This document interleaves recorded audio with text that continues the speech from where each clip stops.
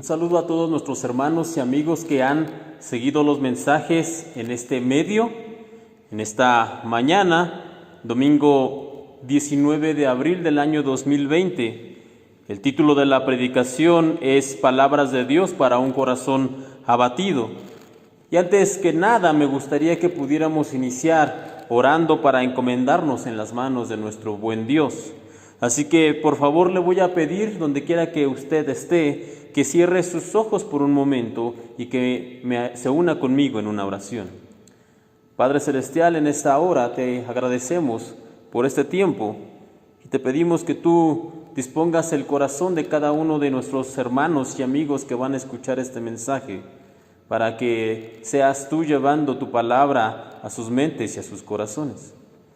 Te pedimos, Señor, que tú pongas un espíritu dispuesto y que tu Santo Espíritu hable a nuestra mente y a nuestro corazón para ser transformados por su poder y para que nosotros podamos tener una vida que te agrade.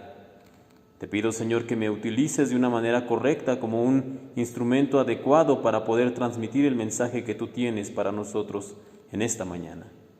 Todo esto te pedimos en esta hora, en el nombre de tu Hijo, el Señor Cristo Jesús. Amén.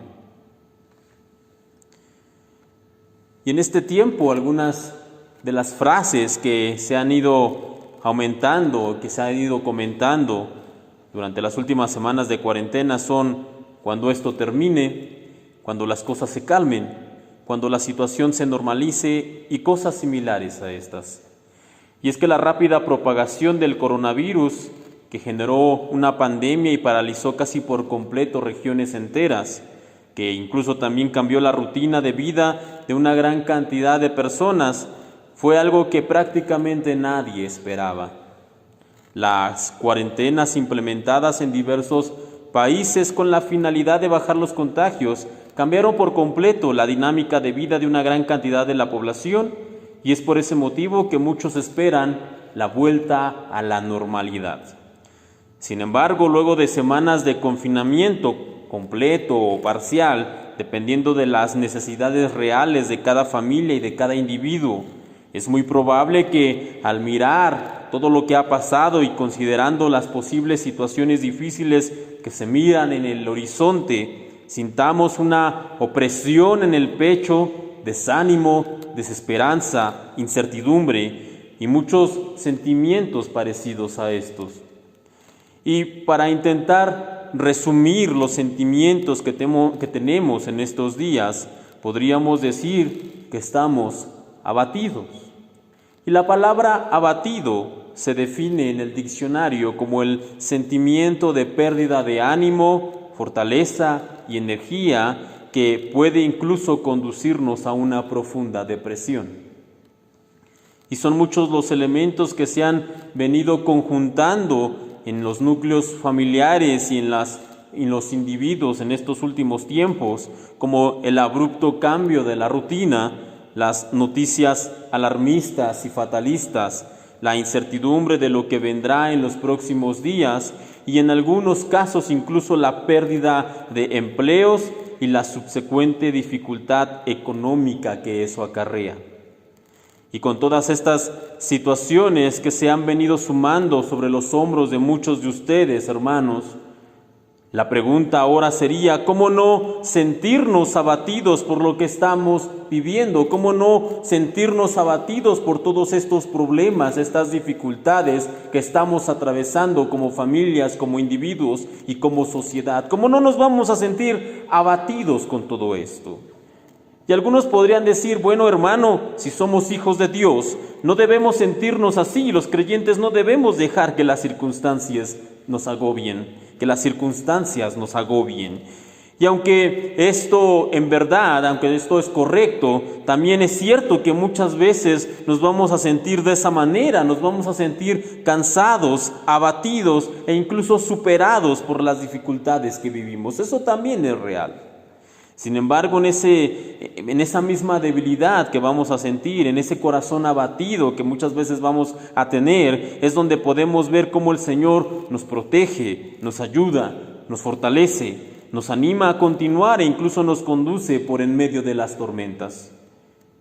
Y cuando realmente nosotros podemos entender esto, cuando realmente nosotros podemos comprender que el Señor nos ayuda en medio de nuestras debilidades, es que podemos decir, como el apóstol Pablo, en 2 de Corintios capítulo 12, versículo 10, me deleito en mis debilidades, escribe el apóstol, en mis persecuciones y dificultades que sufro por Cristo, pues cuando soy débil, entonces soy fuerte.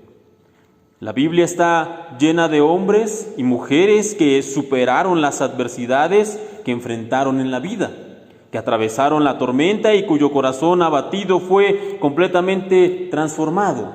Pero no se confunda ni por un momento. Todo esto que ellos lograron no fue por su voluntad o por su poder del pensamiento positivo o por su mucho esfuerzo o por su buena actitud, para nada.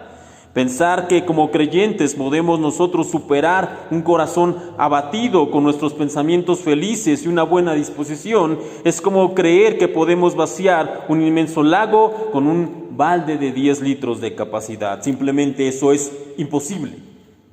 La vida cristiana, en efecto, sí nos invita a tener gozo, aun cuando nos enfrentemos en diversas pruebas. En la epístola de Santiago, capítulo 1, versículo 2, podemos leer lo siguiente: hermanos míos, tened por sumo gozo cuando os halléis en diversas pruebas. Sin embargo, el gozo que el Señor nos pide para enfrentar y superar un corazón abatido no es algo que nace de nuestra voluntad humana.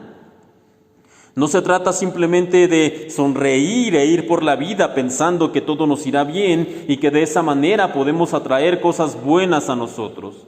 Esa forma de pensar infantil, propia de motivadores simplistas, no es algo que realmente encontremos en la Biblia. El gozo que el Señor nos da y que podemos encontrar en su palabra no es propiamente interno ni procede de nosotros.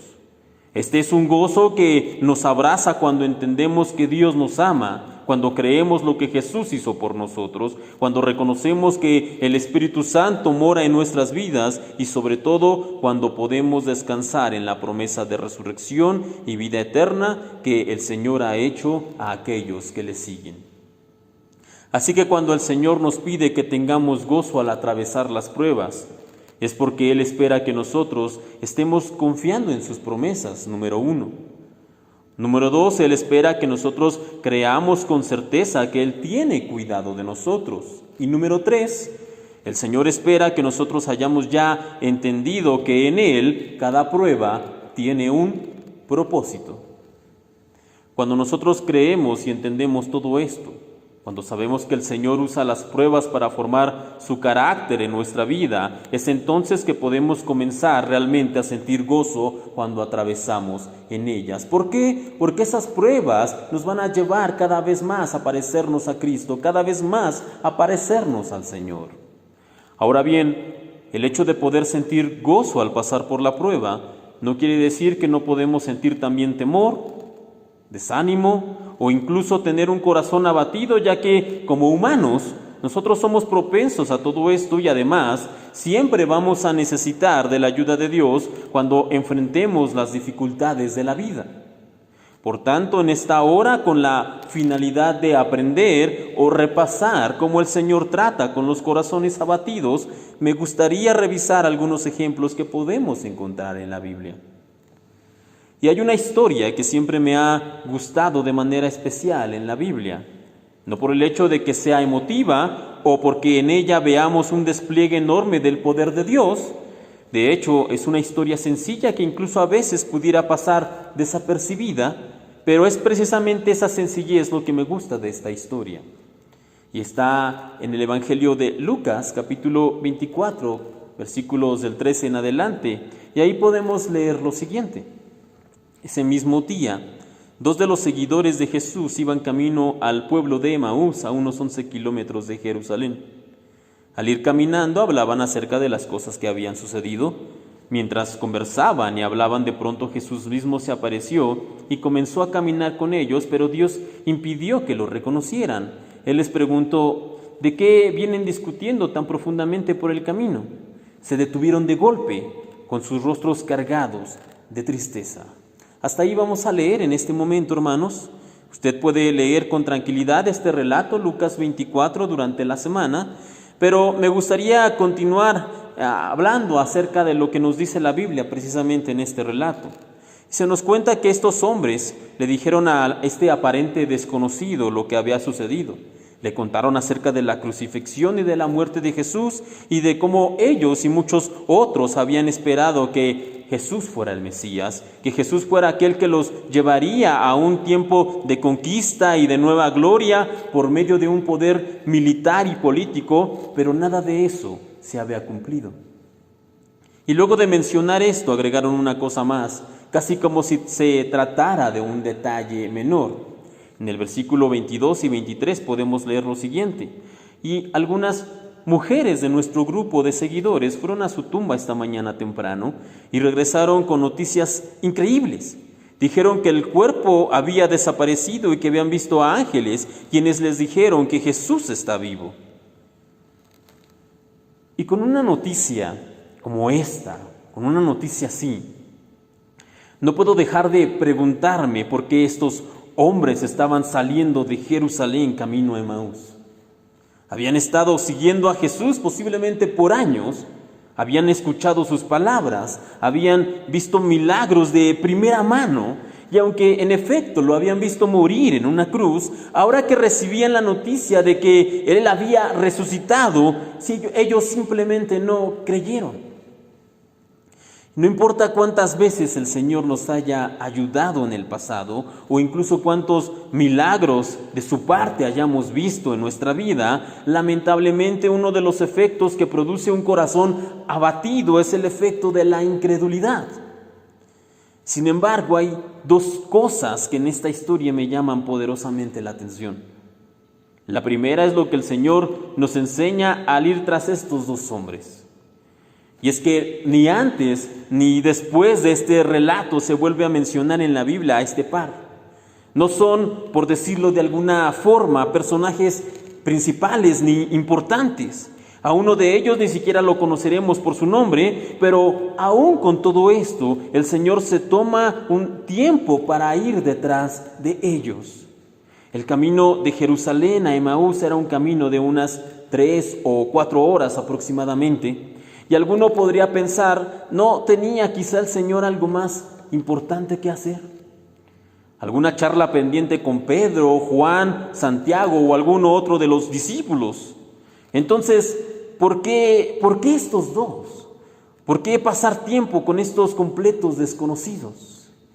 Y es que cuando encontramos al Señor en el Evangelio de Lucas, caminando con estos hombres en el día más oscuro de su vida, y con sus corazones completamente abatidos a causa de haber perdido toda esperanza, es como si el Señor nos estuviera diciendo que no existe, por más pequeño e insignificante en apariencia, ningún corazón abatido que Él no quiera restaurar, animar, fortalecer y hacer arder. Los dos caminantes a Emaús son un perfecto ejemplo de cómo el Señor no hace distinción de personas, cómo el Señor no hace distinción de personas.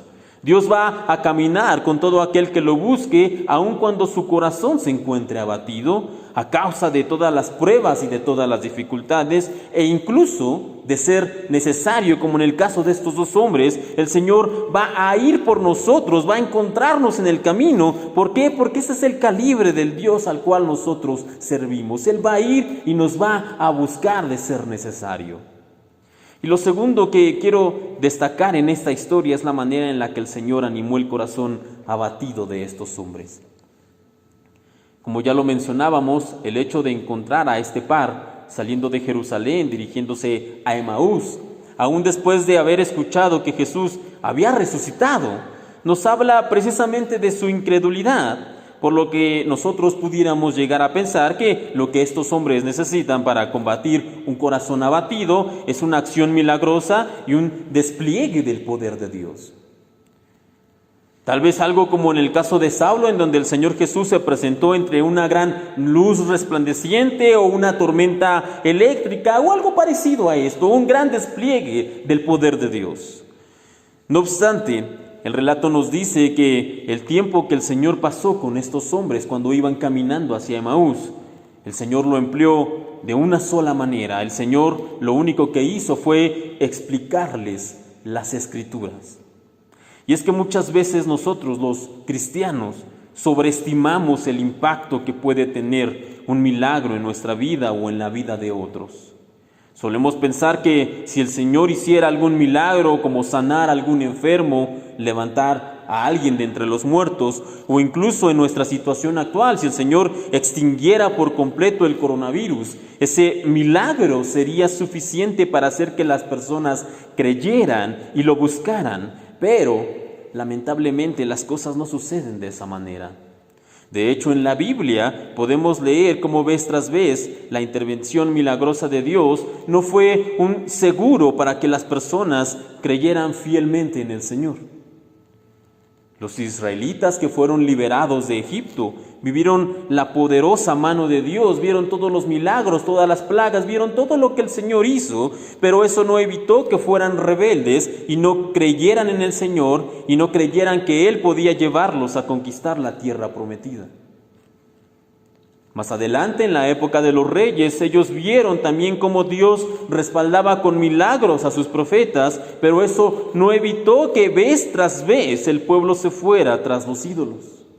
Muchos años más adelante, en el tiempo del Señor Jesús, Él sanó incontables personas de muchas enfermedades, pero eso no evitó que la misma gente que el Señor había sanado, más adelante pidiera que Él fuera crucificado.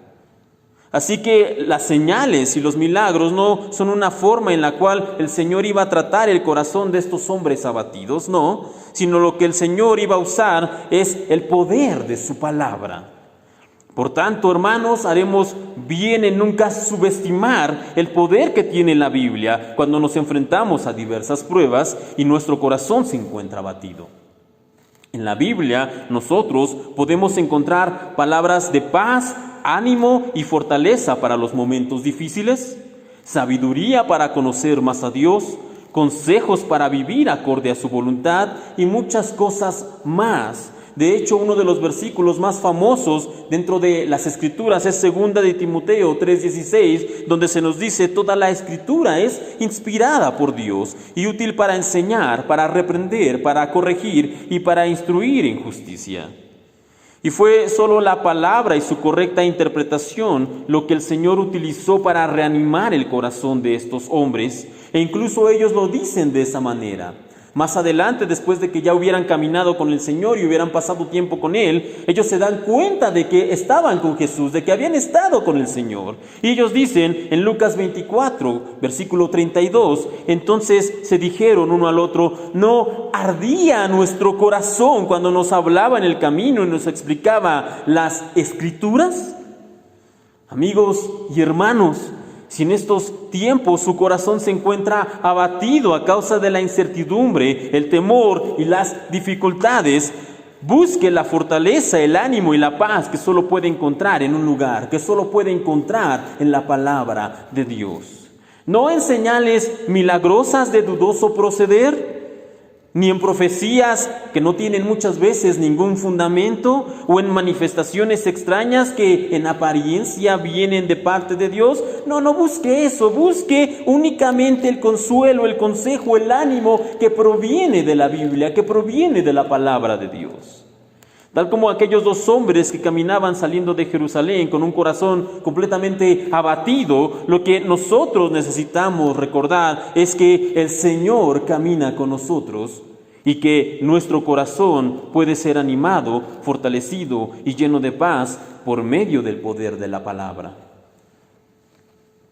Ahora bien, otra de las situaciones que puede hacer que nuestro corazón esté abatido en estos tiempos es el hecho de no poder reunirnos como normalmente lo hacemos. Sobre todo para aquellos que quizá lo han hecho en una sana costumbre durante años y posiblemente décadas. El no poder asistir a la iglesia cada domingo para alabar al Señor y escuchar su palabra puede ser muy difícil para algunos de nosotros. Y debo decirles, hermanos, que a manera personal me he sentido un tanto decaído por esta situación que atravesamos, pues me he estado haciendo preguntas como: ¿será posible que algunos hermanos dejen de venir luego de la cuarentena? ¿Será eso posible? ¿Tendremos nosotros la capacidad de recuperarnos como iglesia después de que pase esta pandemia? ¿Realmente los hermanos de Eliasín, mis hermanos, se estarán alimentando de la palabra de Dios correctamente en este tiempo? Y son preguntas que vienen a mi mente, y estoy seguro que muchos pastores en otras iglesias se harán preguntas como estas a causa de nuestra situación actual. Y no solamente los pastores y los líderes se deben estar haciendo este tipo de preguntas, sino que muchos hermanos fieles posiblemente se estén también cuestionando cómo es posible compartir la palabra si en estos tiempos la iglesia está cerrada, si no tenemos actividades, si no tenemos reuniones, si no podemos ir a nuestro culto regular. ¿Cómo podemos compartir el mensaje? No obstante, aunque parezca un tanto contradictorio, la iglesia del Señor siempre ha crecido en medio de las adversidades. En los primeros días de la iglesia cristiana, aun cuando los creyentes eran mal vistos por la sociedad, por la población, la iglesia creció. Años más adelante, cuando intentaron apagar el cristianismo por medio de persecuciones, una vez más, la iglesia creció. Y después, cuando el Imperio Romano organizó una cacería en contra de los creyentes, convirtiéndolos en mártires, una vez más, la iglesia creció. Y vez tras vez, en medio de la persecución, de las prohibiciones y de las más adversas condiciones, la iglesia de Jesucristo ha crecido, y esto sucede sencillamente porque el poder de la palabra no puede ser detenido. Pablo, como apóstol de Jesucristo, tenía la misión de llevar el evangelio al mundo de los gentiles, esto es, a los que no eran judíos. No obstante, mucho tiempo de su ministerio, Pablo tuvo que estar encarcelado, y seguramente con una misión tan importante como la que tenía este hombre, él bien pudo quejarse con Dios y decirle cosas como: ¿cómo esperas que predique si permites que yo esté preso? Dios, ¿cómo voy a cumplir mi misión si no me liberas de estas cadenas? Pablo bien pudo haber caído en quejarse y en decir este tipo de cosas. Sin embargo, Pablo sabía que él no tenía el poder para poder cumplir una encomienda tan grande. Él solamente era el mensajero. Lo verdaderamente importante no era él, no era lo que él hacía. Lo verdaderamente importante es de dónde provenía el poder, y lo verdaderamente importante también era el mensaje que él tenía que compartir, el mensaje del evangelio. Por tanto, Pablo, encarcelado y imposibilitado para poder llevar el mensaje de salvación, declara lo siguiente en 2 de Timoteo 2:9: debido a que predico buena noticia, sufro y estoy encadenado como un criminal. Pero la palabra de Dios no puede ser encadenada. Como iglesias, muchos de nosotros estábamos bastante cómodos llevando a cabo nuestros servicios tradicionales, lo cual está bien. Sin embargo, y debido a los tiempos que corren, muchos de nosotros nos hemos visto en la necesidad de hacer llegar el mensaje del evangelio de muchas otras formas que antes no lo hubiéramos pensado. Con mucho que mejorar, sí. Muchas veces con más corazón que calidad que en lo que hacemos, también con errores de edición y aprendiendo sobre la marcha, pero hoy en día el mensaje de la palabra de Dios está llegando a más hogares, a más personas y a más corazones que antes. Y esto es sencillamente porque la palabra de Dios, como dijera el apóstol Pablo, no puede ser encadenada.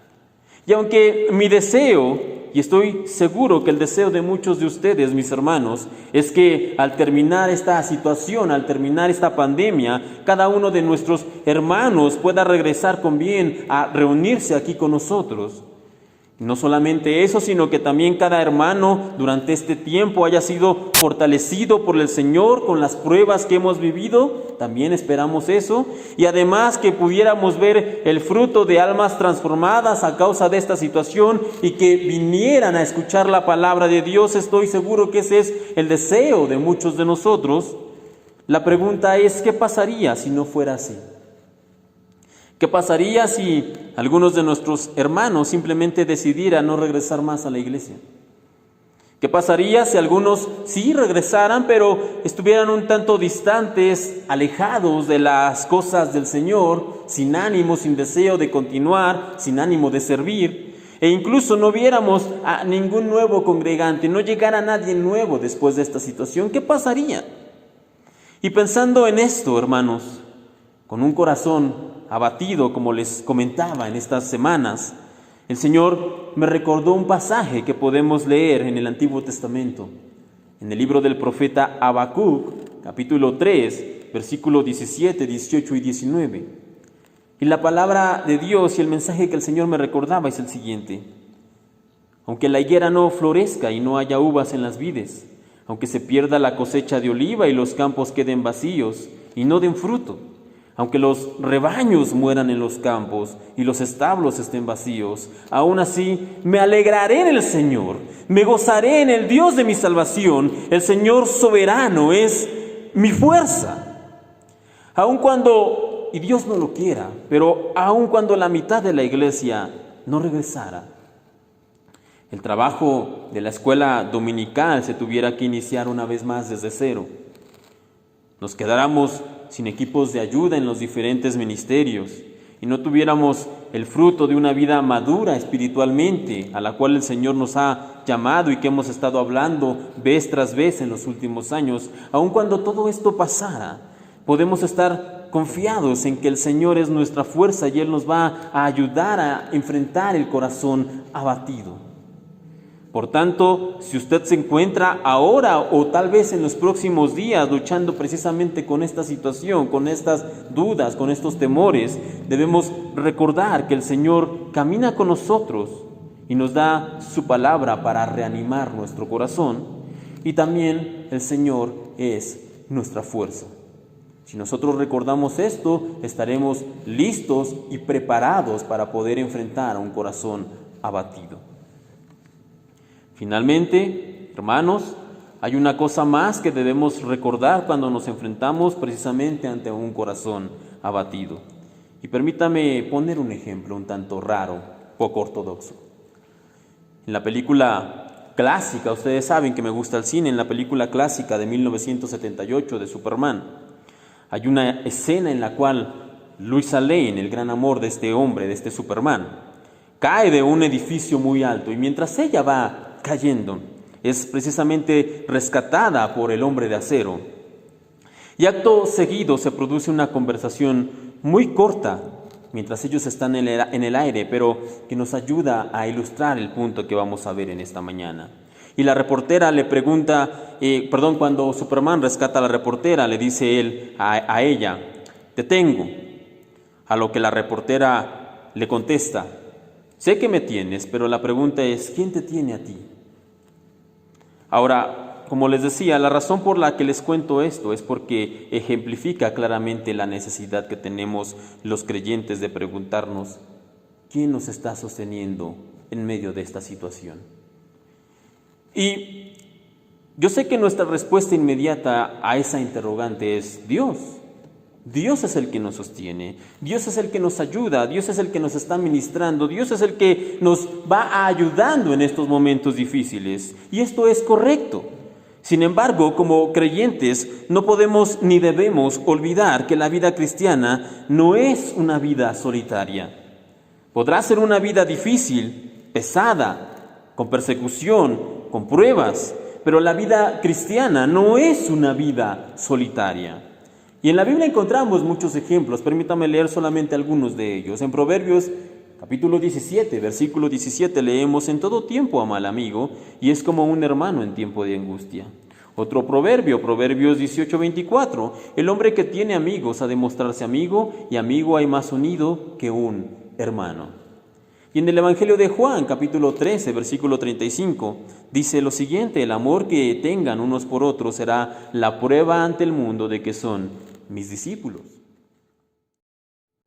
Así que cuando el Señor envió de hecho a sus discípulos a predicar, nosotros debemos recordar que Él los envió en pareja, los envió de dos en dos. En el camino a Emaús, como acabamos de mencionar, estos hombres iban en pareja. Los primeros creyentes, de hecho, cuando salían a predicar y a compartir el Evangelio, lo hacían en grupos. Por tanto, podemos decir que, en cierta forma, es imposible tener una vida cristiana de manera solitaria. No podemos, simplemente eso no existe. Y por tanto, también podemos decir que no podemos ni debemos enfrentar solos un corazón abatido. Luego entonces, entendiendo que el Señor es nuestro sostén principal, pero también aceptando que Él mismo nos ha llamado a la unidad y al compañerismo, debo preguntar a cada uno de ustedes, hermanos, ¿quién los está sosteniendo? Un corazón abatido no puede enfrentarse solo, sino que necesitamos de hermanos que nos ayuden, de hermanos que nos sostengan, que nos reten, que nos impulsen e incluso que nos ayuden para poder seguir adelante. Necesitamos de hermanos fieles que nos puedan ayudar en estos tiempos difíciles. Nos necesitamos unos a otros. Y en el Nuevo Testamento, en el Evangelio de Mateo, de hecho, hay una historia que nos habla precisamente de la necesidad de contar con hermanos que nos acompañen cuando nos enfrentamos ante un corazón abatido. En Mateo capítulo 26, versículo 36 en adelante, podemos leer lo siguiente. Entonces Jesús fue con ellos al huerto de olivos llamado Getsemaní y dijo: siéntense aquí mientras voy allí para orar. Se llevó a Pedro y a los hijos de Zebedeo, Santiago y Juan, y comenzó a afligirse y a angustiarse. Les dijo: mi alma está destrozada de tanta tristeza hasta el punto de la muerte. Quédense aquí y velen conmigo. Permítame poner un poco de contexto en esta historia. Esto sucede un poco después de lo que se conoce como la última cena, donde el Señor precisamente se llevó a la cena con los discípulos, les habló precisamente del partimiento del pan, de la repartición del vino, y después de haber hecho eso, ellos se retiraron a este lugar, al huerto de Getsemaní. Es ahí donde el Señor deja al resto de los discípulos y toma a tres, a Pedro, a Juan y a Jacobo, y los lleva aparte, los lleva a orar. ¿Por qué? Porque como acabamos de leer, el Señor estaba angustiado y esa angustia era casi hasta la muerte. El Señor, podemos decir, como hemos venido mencionando en esta mañana, tenía un corazón completamente abatido a causa de lo que estaba a punto de enfrentar. Y tal vez, de hecho, la mayoría ya conoce la historia, cómo prosigue esta historia, pero permítame contar un poco del relato para aquellos que quizás no conocen la historia. La Biblia nos dice que el Señor se retiró un poco y oró por un lapso de 1 hora aproximadamente, y cuando regresó con los discípulos, los encontró durmiendo. Ahora bien, los despertó y de hecho sí les recriminó el hecho de no poder velar con Él 1 hora. Así que les pidió de nueva cuenta que lo acompañaran en oración, se retiró de nuevo una distancia pequeña y continuó orando. Y cuando regresó una vez más los encontró dormidos. Al ver que estos discípulos, estos 3 hombres, no podían velar con él, que no podían mantener los ojos abiertos, los dejó dormir y se fue y oró una tercera vez más a solas.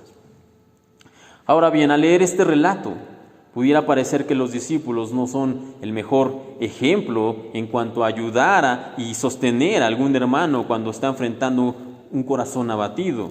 Y de hecho, no lo son. Pedro, Juan y Jacobo en este caso no son el mejor ejemplo. Sin embargo, aquí tenemos al Señor Jesús pasando por la noche más oscura de la vida. Y si alguien tuvo motivos para poder tener realmente un corazón abatido, ese fue el Señor en este punto de su historia. Sabía lo que estaba a punto de enfrentar, sabía lo que estaba a punto de vivir, y teniendo en cuenta todo esto, su angustia era tan extrema que Él toma a 3 de sus discípulos y les pide precisamente solamente una cosa: ayúdenme a orar, ayúdenme a poder enfrentar a este corazón abatido. Y si somos realmente honestos, podemos decir que el Señor bien pudo ir y orar solo, ya que, como podemos leer, los discípulos se quedaron dormidos muy rápido. Y es aquí donde surge una pregunta, hermanos. Si el Señor Jesús sabía que estos discípulos se iban a quedar dormidos, entonces, ¿para qué los llevó a orar con Él? ¿Para qué sucede todo esto? ¿Para qué está todo este relato en Getsemaní, donde vemos a Pedro, Juan y Jacobo ir con el Señor aparte para simplemente quedarse dormidos? ¿Para qué está realmente esto? Pues bien, ¿será acaso que el Señor nos quiere enseñar algo con esta situación tan extraña e inusual? Y la respuesta a esa pregunta es bastante obvia. Con todo lo que hemos mencionado ya en estos últimos momentos, podemos decir que en efecto sí, el Señor quiere enseñarnos algo cuando llevó a estos discípulos y les pidió que oraran aparte con Él. El Señor Jesús, cuando tomó a estos discípulos dormilones para hacerles compañía en oración, al enfrentar el mayor de los corazones abatidos, quiere enseñarnos a nosotros, los cristianos, los creyentes, la necesidad de tener siempre cerca hermanos que nos sostengan y nos ayuden cuando nos enfrentamos a diversas pruebas. Eso es lo que el Señor quiere mostrarnos en esto que sucedió en el huerto del Getsemaní. Y tal como ya decíamos, es posible y es real que Pedro, Juan y Santiago no pudieran parecer que son los mejores ejemplos en este caso. Sin embargo, ¿qué hay de nosotros, hermanos? ¿Cuántas veces nosotros nos hemos encontrado diciendo, sí, voy a orar por usted, hermano, voy a orar por usted, hermana, simplemente para después olvidarlo por completo y no orar por esa persona? ¿Cuántas veces lo hemos hecho? ¿A cuántos de nosotros podrían realmente alguien llamarnos a las 3 o 4 de la mañana para pedirnos que le ayudemos a orar porque está pasando realmente por una necesidad muy complicada? ¿A cuántos de nosotros podrían hablarnos a esas horas y realmente nos quedaríamos a velar con ese hermano en oración por una hora, como dice el Señor? Solamente por una hora, velando en oración por ese hermano o esa hermana a las 2 de la mañana. ¿Cuántos de nosotros realmente lo haríamos?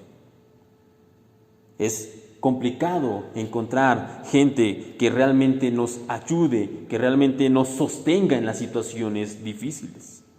Es algo que no se ve de manera normal, es algo que no es común, lamentablemente. Y otra historia que podemos encontrar en la Biblia que nos ayuda a entender un poco más la necesidad de encontrar este tipo de hermanos que nos ayuden a mantenernos en las situaciones difíciles y que nos sostengan cuando nos enfrentamos ante un corazón abatido, la encontramos en el Antiguo Testamento.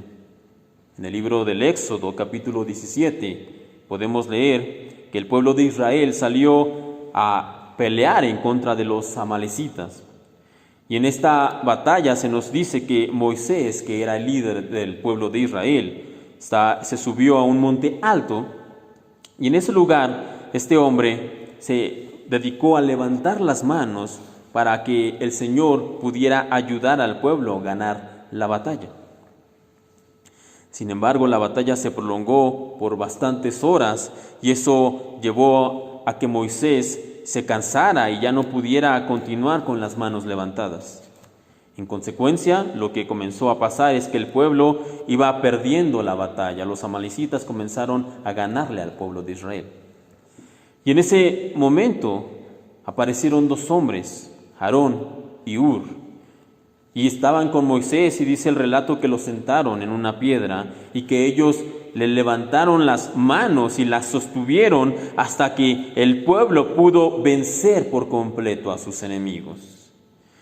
Y es en esta hora, hermanos, que me gustaría poder invitarles a ustedes a comprometerse desde donde ustedes estén, desde su hogar, a ser como Aarón y a ser como Hur, a ser hombres y mujeres fieles que oran por sus hermanos, que oran por sus iglesias y que oran por sus pastores.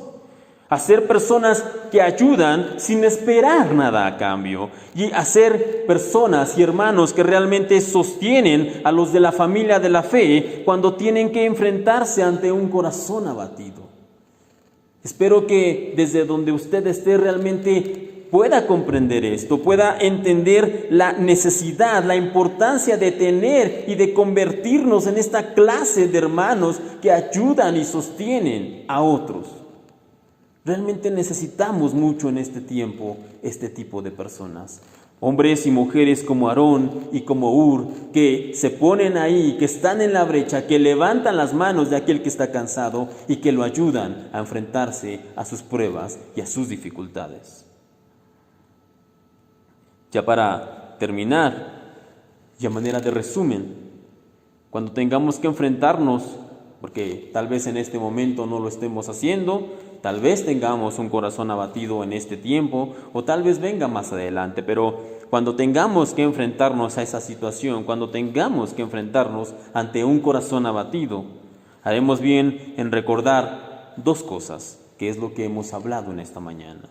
Primero, que el Señor camina con nosotros y que nos da su palabra para poder reanimar nuestro corazón, como lo vimos en el caso de los hombres que iban camino a Emaús. Y número dos, que el Señor es nuestra fuerza, como leímos en el libro del profeta Habacuc, y que Él nos da hermanos que nos pueden sostener cuando pasamos por diversas pruebas, como en el caso de Hur, como en el caso de Aarón, como en el caso de Pedro, Juan y Jacobo. Con esto en mente, en esta hora, terminamos con la predicación y le voy a pedir, por favor, que desde donde usted esté, cierre sus ojos y podamos terminar con una oración. Padre Celestial, en esta hora yo te quiero agradecer primero que nada por la vida, por la situación en la que estamos y tú nos has guardado, Señor, muchas gracias. Gracias por mis hermanos que están escuchando este mensaje, por todas las personas, Señor, que lo estén escuchando. Yo te pido que los guardes, los protejas y los bendigas. Gracias por sus vidas. Y en esta hora también queremos pedirte por las veces en que tenemos un corazón abatido. Yo quisiéramos pedirte, Señor, como iglesia, como tus hijos, que tú nos ayudes a recordar que tú caminas con nosotros. Que tú nos ayudes a adentrarnos y a profundizar en tu palabra, porque en ella nosotros vamos a encontrar fortaleza, ánimo, paz, y en ella, Señor, vamos a ser reanimados para poder continuar. Señor, también queremos pedirte que tú siempre nos recuerdes que tú eres nuestra fortaleza cuando nos encontramos ante diversas pruebas. Y también, Señor, que no olvidemos el echar mano de los hermanos que tú has puesto en nuestra vida y que nos pueden ayudar, que nos pueden animar y que nos pueden sostener. Y no solamente eso, sino aún más importante, que nosotros realmente podamos buscar convertirnos en esa clase de hermanos que ayudan a otros, Señor, que apoyan, que retan, que ayudan y que sostienen a sus hermanos en los tiempos difíciles. Te pido esto, por favor, en esta hora. En tus manos encomiendo a cada uno de los hermanos que nos escuchan. Gracias te damos una vez más, en el nombre bendito de tu Hijo, el Señor Cristo Jesús. Amén y amén.